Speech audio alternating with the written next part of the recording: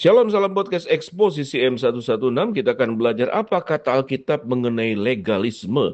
Kata legalisme tidak pernah muncul dalam Alkitab. Ini istilah yang digunakan oleh orang Kristen tentang aliran Injili untuk menjelaskan doktrin yang menekankan sistem peraturan dan hukum supaya manusia bisa memperoleh keselamatan dan pertumbuhan rohani. Kaum legalis percaya bahwa ketaatan secara ketat terhadap peraturan dan ketetapan-ketetapan menurut suatu tuntutan.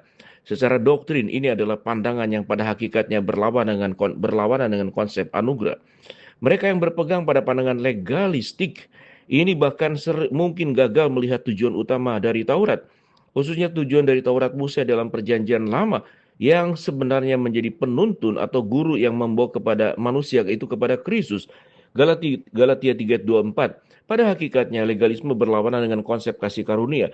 Bahkan orang percaya sekalipun dapat bersikap legalistik. Kita dinasihati untuk penuh kasih satu dengan yang lainnya. Terimalah orang yang lemah imannya tanpa mempercakapkan pendapatnya. Roma 14 ayat yang pertama. Sayangnya ada orang-orang yang bersikeras mempertahankan pandangan eskatologis mereka sehingga mereka mungkin akan mengusir saudara dari persekutuan tanpa mengizinkan saudara mengungkapkan pendapat yang berbeda. Itu juga sudah merupakan bentuk legalisme. Banyak orang percaya yang menganut doktrin legalistik pada zaman sekarang dan melakukan kesalahan dengan menuntun ketaatan tanpa syarat pada penafsiran mereka akan Alkitab, bahkan pada tradisi mereka sendiri. Misalnya ada sekelompok orang yang beranggapan bahwa untuk menjadi seorang yang rohani, seseorang harus menghindari tembakau, minuman beralkohol, dansa, nonton bioskop, dan sebagainya. Sebenarnya menghindari semuanya itu tidak menjamin kerohanian seseorang bertumbuh. Untuk menghindari terjatuh ke dalam jebakan legalisme, kita berperan teguh pada tulisan Rasul Paulus. Sebab hukum Taurat diberikan oleh Musa, tetapi kasih karunia dan kebenaran datang oleh Yesus Kristus. Yohanes 1 ayat 17. Kita juga harus ingat untuk bersikap murah hati khususnya kepada saudara-saudara seiman kita yang di dalam Kristus. Siapakah kamu sehingga kamu menghakimi hamba orang ini? Entahkah dia berdiri, entahkah ia jatuh. Itu adalah urusan tuannya sendiri. Tetapi akan tetap berdiri karena Tuhan berkuasa menjaga dia terus berdiri. Roma 14 ayat yang keempat. Tetapi mengapa engkau menghakimi saudaramu atau mengapakah engkau menghina saudaramu? Sebab kita semua menghadap tahta pengadilan Allah. Roma 14 ayat yang ke-10.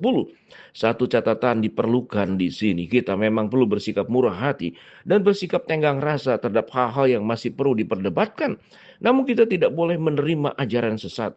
Kita dinasihati untuk berpegang teguh pada iman yang dipercayakan kepada orang-orang suci. Yudas 1 ayat 3. Kalau kita mengingat pedoman-pedoman ini dan menerapkannya dengan kasih dan kemurahan, kita akan terbebas dari legalisme dan ajaran sesat. Saudara-saudaraku yang kekasih, janganlah percaya akan setiap roh, tetapi ujilah roh-roh itu. Apakah mereka berasal dari Allah? Sebab banyak nabi-nabi palsu yang telah muncul dan pergi ke seluruh dunia. Demikian juga kita mengenai roh Allah. Setiap roh yang mengaku bahwa Yesus Kristus telah datang sebagai manusia berasal dari Allah. Dan setiap roh yang tidak mengaku Yesus tidak berasal dari Allah. Roh itu adalah roh antikristus. Dan tentang dia telah kamu dengar bahwa ia akan datang dan sekarang ia sudah ada di dalam dunia. 1 Yohanes 4 ayat 1 sampai dengan ketiga. Shalom.